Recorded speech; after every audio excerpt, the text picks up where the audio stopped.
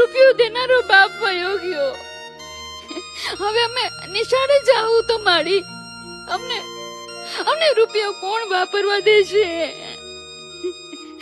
એમાં ઈ બધોય હું તને રસ્તો કરી દઉં, પણ આમ થોડીક વાર આઘી જા દીકરી, છેટી ઊભી રહેજે. બેટા, ગામમાં જેટલી ભગવતી માતાજીઓના બેહણા છે એ બધી માતાજીઓ ભાગશાળી છે. હું એક જ માતાજી એવી છું જે ગામના ઝાપાના કિલમાં બેઠી છું. ગામના માણસો જ્યારે એમની માતાજીને જમાડે છે ત્યારે દાંત કાઢીને રાજીપો રાખીને જમાડે છે.